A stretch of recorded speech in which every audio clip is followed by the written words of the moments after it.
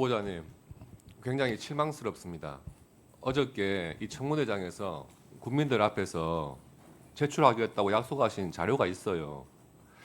2023년도에 출판기념회 수익금을 보관하다가 혹시 2024년도에 추징금 변제하신 것 아니냐 물어보니까 그것은 2024년도에 1억 8천 대출받아서 변제한 것이다 답을 하셨고요.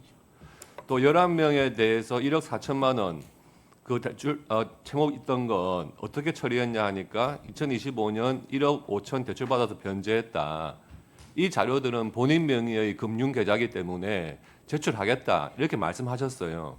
그런데 오늘 오셔가지고 또 제출하지 못하겠다 이렇게 말씀하셨습니다. 실망스럽고요.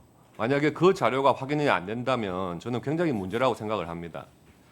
그리고 출판기념회에 대해서도 출판기념회가 불법으로 규정된 것이 아니고 내가 해가지고 수익금, 찬조금을 받았으면 그게 불법이 아닌 이상은 상관없는 것 아니냐. 제도적인 논의는 국회에서 하라. 이런 취지로 말씀하셨거든요. 이 또한 굉장히 실망스럽습니다. 이 출판기념회의 찬조금의 뇌물성에 대해서는요. 법의 규정이 있는 게 아니고 2015년 법원 판결로서 이미 정해진 사안이에요. 2013년 당시에 이명박 정부 때 여당 국회의원 문교위의 위원장이었던 분이 계세요. 근데 그분이 출판기념회를 합니다. 해가지고 유관기관에서 찬조금으로 축하금이죠. 3,360만 원 받았어요. 그래서 실형을 선고받습니다. 그때 판결문에 뭐라고 적시가 되어 있냐 하면 금액의 규모, 출판기념회의 취지, 돈이 조직적으로 건네졌는지 여부, 특정 직무 행위에 대한 공여자 측의 기대 이런 것을 고려해서 출판기념회에서의 찬조금도 뇌물로 인정된다 이렇게 판결을 한 거예요. 지금 어저께 출판기념회가 쟁점이 됐습니다. 제가 자료도 띄워드렸습니다. 보건복지위 위원장으로 있으면서 1억 5천만 원 찬조금 받으신 거잖아요. 금액이 작은 금액이 아니죠. 출판기념회의 취지, 뭐 신인 정치인이 알리려고 한 거 아니죠. 보건복지위원장으로서 한 겁니다. 책 제목도 그렇고요. 조직적으로 건네졌는지 어제 보셨죠?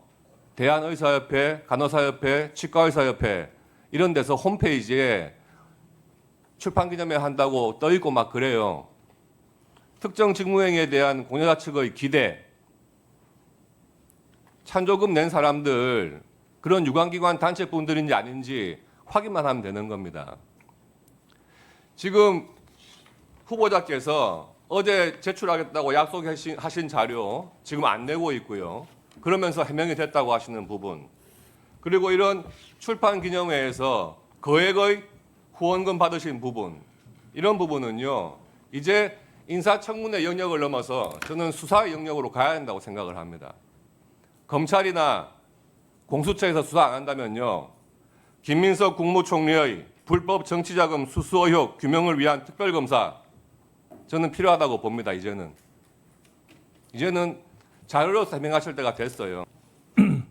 아까 말씀드렸듯이 이미 제가 몇 가지 전제를 달았습니다마는 법무부의 출입국 기록에 관한 것은 제가 동의를 해서 이미 제출하도록 해라라는 말씀을